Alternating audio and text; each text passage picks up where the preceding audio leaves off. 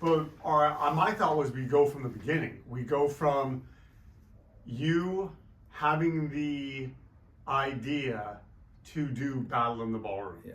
You know, February 11th, a month ago, was our 40th anniversary.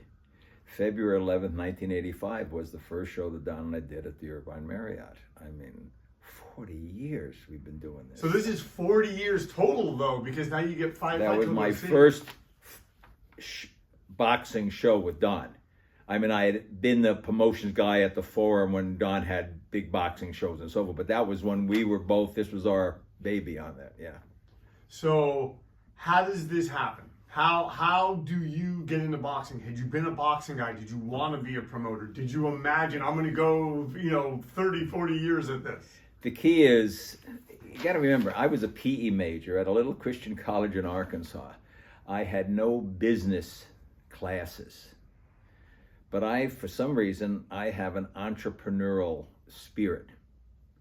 I have developed entrepreneurial eyes and ears. That means seeing something before anybody else does and taking advantage of it, or seeing something and saying, wait a minute, is there a business there? And how the Irvine Marriott Battle in the Ballroom came about, which ran for 25 years. I mean, when I say that, it's almost like, is it a dream? Can any business go for 25 years, much less the boxing business go for 25 consecutive years? We didn't take a break. It went on. I had left the Forum. I spent almost 8 years as director of promotion for the Lakers, the Kings, and all the Forum events. Worked for Jack Cook his last 5 years and Jerry Buss's first 3 years. But we won a ring in 1980 with Magic. I got a ring. There were 7 of us that got an NBA championship ring. So there really wasn't anything more. Plus, I was very busy, being very selfish, not being home a lot because we had so many things going on at the Forum. So I left to start my own business. And I bought the radio rights to UC Irvine basketball. They had just gone Division I. And the Irvine Marriott had just opened up. Remember, this is 1984. And they had just opened up. And the visiting teams that were going to come in to play Irvine was going to stay at this new place. So I said, wait a minute. There's a connection there. So I remember going to the Irvine Marriott, brand new, hadn't been open about a month or two. And they had a marketing guy named Ed Perenza. I mean, I'm remembering this, and we're talking about 40 years ago, and I still remember his name because if I met him, we're sitting here now doing this 40 years later. And I go in to see him, and I was going to sell him some airtime on radio. But I told him my background. I'm in sports. I've been with the Lakers and the Kings. And he says, is there any does boxing work down here in Orange County? Which I thought was strange because I was talking about radio. But having entrepreneurial ears, you take advantage of something that somebody said. When he said, is there any boxing in Orange County? Instead of saying no and going on to try to sell them, I said, why do you ask?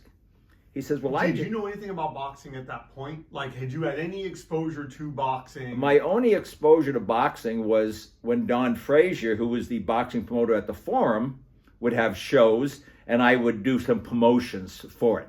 And been there, and I was a big boxing fan. When I was a kid, Friday night fights, the Gillette Cavalcade of Sports. Don Dunphy was the announcer. Benny Kit Perrette, Emil Griffith, Joey Giardello, Paul Pender. Joey Giardello is one of the great names of any boxer. So he says, Roy, I just came down here from the Portland Marriott, and there was a guy that came to see me that wanted to do boxing in our ballroom. And I thought that was kind of crazy. Who'd do boxing in a ballroom? We never did it. Well, I'm on my own right now, having left the Forum, looking for growing the business. And I said, well, boxing doesn't happen in Orange County. There's a show every couple of years at the Anaheim Convention Center. But I said, my good friend is a boxing promoter at the Forum. Would you consider doing a show here? Now, they had only been open. This is a 4-star, 5-star hotel at the Irvine Marriott. I said, would you do a show here? He said, yeah, we might. Let me talk to the general manager. Anyway, I leave. He calls me the next day, if I remember. And he says, Roy, my general manager says, that'd be fun. We'll give you the ballroom. Free. Now, this is 40 years ago. I called Don, who has since retired. He left the forum. He's an older guy. I said, Don, we got a new hotel, Irvine Marriott, Battle in the Ballroom. We can do a show. He says, what? Boxing in a ballroom? That won't work. I said, Don, we'll get it free. He says, no, I don't want to be involved. Roy, find me a sponsor. You get me $1,000 sponsor, and I'll consider doing it. Because remember, Don was the licensed promoter at that time with the state. So I go to Straub Distributors in Orange County, Budweiser distributor, and say, would you sponsor $1,000? We're going to do boxing in a ballroom. And the marketing guy says, you're going to do what? In a ballroom? Nah, we're not interested. I go to Consolidated in Orange County, which at that time was the Miller distributor, said the same thing. We're going to do boxing in a ballroom, $1,000, we'll pour you beer. Boxing in a ballroom? I never heard of that. We'll pass. There was a distributor in Irvine that distributed Tecate, Wisdom Imports, Frank Wisdom. I go to their marketing guy and it says, we'll give you some seats, we'll put some banners up, you can pour beer, and that's when Tecate wasn't on draft. You had to pull it. It all came in cans for $1,000. He says, yeah, okay. So I called Don. I said, Don, I got $1,000. We got with the Marriott, and I asked Ed why the general manager, and he said, the general manager was a single guy, Ron Crippen, who was kind of a ladies' guy, and he thought it'd be fun to sit at ringside and bring a date there, and he's the big guy, whatever. Well, we did our show. We had a show February 11th, 1985. Danny Magic Lopez against Burt Lee was the main event, the featured. Not Danny Lopez, but Danny Magic. Greg Puente, who became a state champion, pro debut. Terry Claybon, who is the trainer in LA, has trained Denzel Washington. Every actor that's been in a boxing scene, Terry, he made his pro debut. Dave Gutierrez, who was a very good amateur, fought his second fight. He's now an immigration attorney in San Diego. That days, back 40 years ago, you did the weigh-in the morning of the show. We had set up the ballroom, and I was the operations marketing guy, did all the setup. Don was the promoter and sit with his cigar and that sort of thing. We had sold about 300 tickets going in. We didn't do any advertising. There were some stories in the Register and the LA Times. There's going to be boxing, pro boxing in a ballroom at the Irvine Marriott.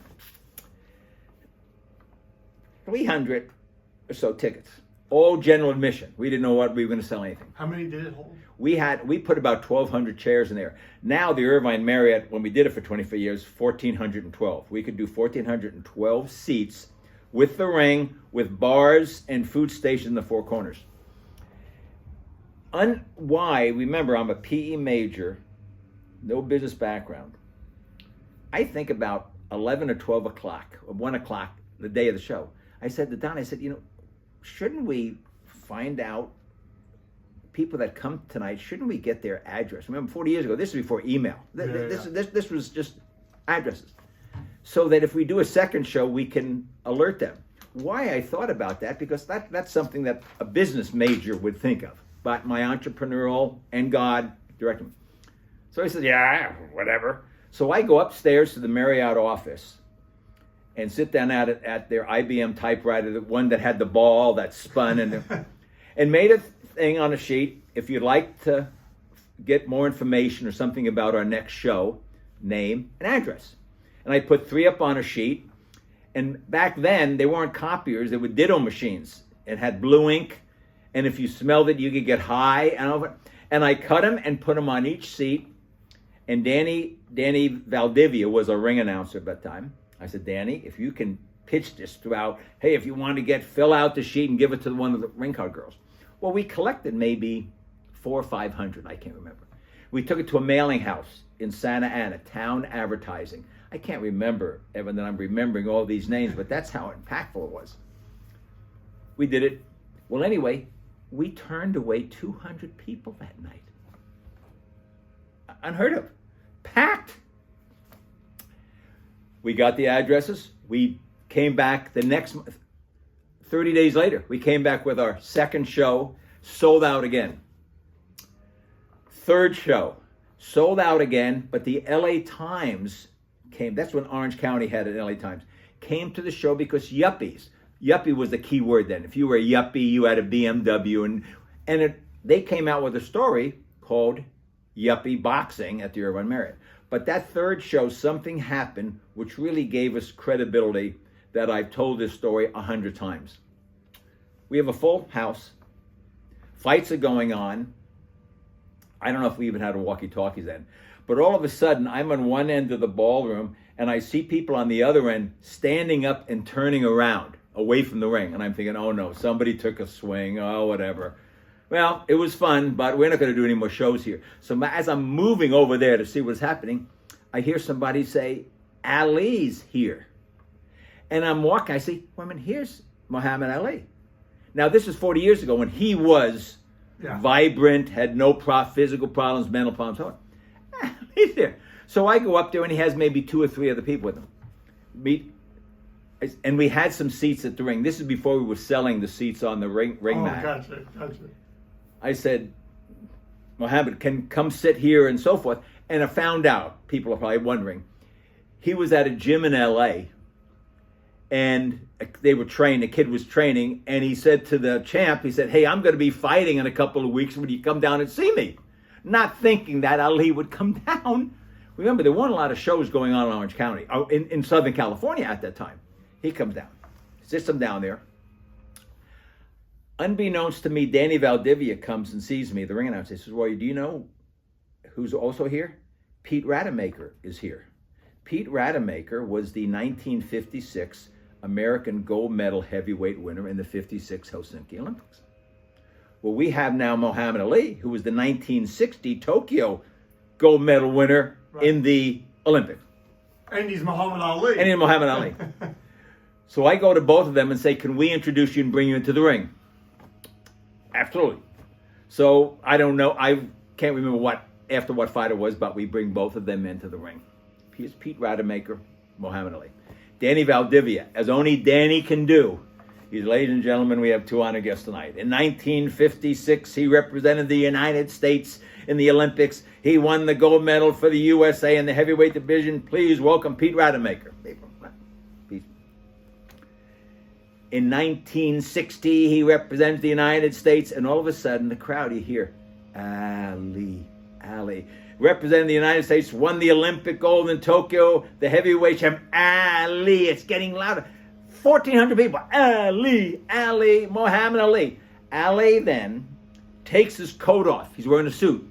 Takes his coat off, puts it over the top rope, squares up with Pete. They both square up in the ring. Ali does the shuffle. The place is going absolutely bananas. Then they throw some shadow boxing punches, shake hands. Go ahead. The next day, because the LA Times was covering us, the next day, the story of the fight wasn't who won. The first couple of paragraphs, you won't believe it, who showed up last night at the Irvine Marriott, Muhammad Ali and Pete Rademacher. And that gave us credibility, because people were saying early on, are these amateurs? Who's fighting? What's doing what? Well, if Muhammad Ali will show up to the show at the Irvine Marriott, it must be legit. And I always say that gave us the legitimacy that this is really